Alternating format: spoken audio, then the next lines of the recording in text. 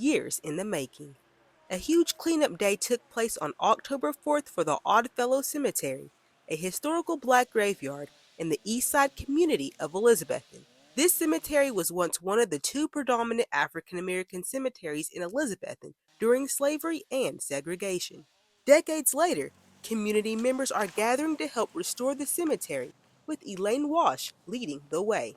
We have had the Recovery Soldiers Ministry that has come out and cut away a lot of the tall ground cover, and that has given us, it cleared the path for us to get in here today and rake up and drag small branches and things like that. That work, along with an earlier ground burn, helped pave the way for this particular workday, where around 30 volunteers helped out, including members from the Afro-American Historical and Genealogical Society in Knoxville, local university students, students from Elizabethton High School, educators, and much more.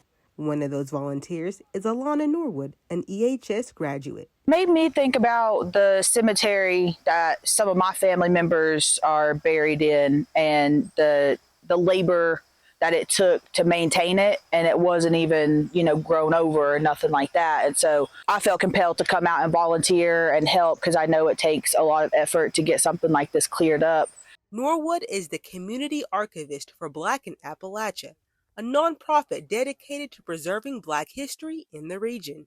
Over the times, people get older and it's harder to do this type of manual labor that's involved in cleaning up a cemetery. And it's a shame that these Black spaces sometimes get forgotten about or they're not maintained. So a part of my job and my passion is to help people restore and preserve Black history in local areas. So it's just a part of what I do in a different format. Norwood is proud to see her alma mater stepping up.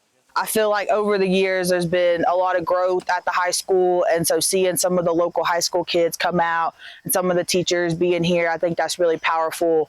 I think there's more of an emphasis on the Black history in Elizabethton, and there's been some efforts by the high school to do their part in, acknowledging Black folks in the town and the historical significance and contributions of the Black people that came out of Elizabethton and Elizabethton High School. So, yeah, I just want to give them a little pat on the back because I never felt represented or, anything like that growing up in this area and going to that school. And so to see the progress, it really makes me feel proud to be from here.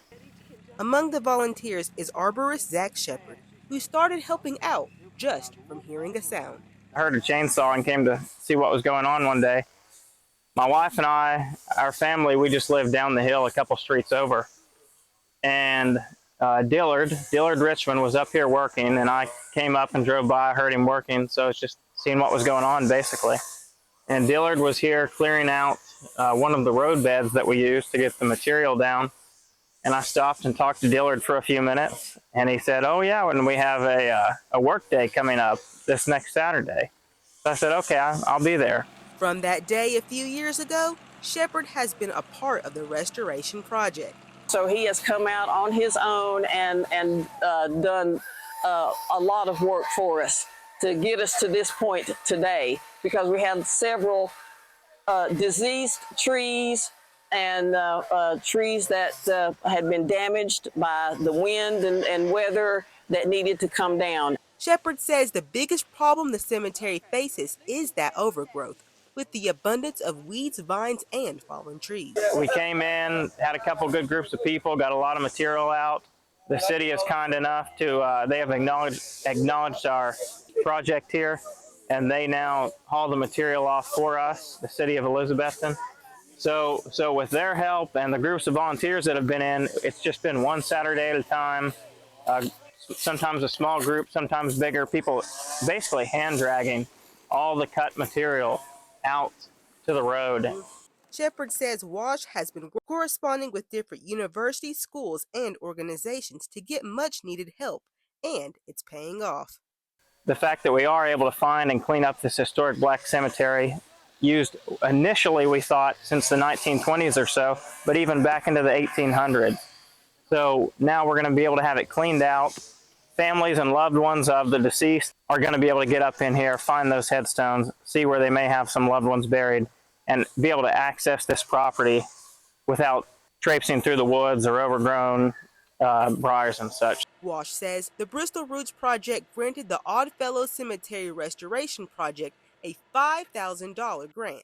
Those funds will help with the vision for the finished restoration. Our plans do include the state historical marker being placed here and a memorial to honor and recognize those that are buried here.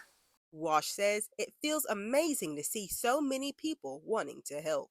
It's a feeling that you can't describe, that just makes you feel good all over to see, especially young people that are willing to give up a Saturday and come out here to help with these efforts. And it's just such a warm feeling. And I'm so grateful that people are that committed to their community and to history to take part in this. Wash hopes that within the next year, most of the cemetery restoration will be completed. In Elizabeth, Jayana Scurry.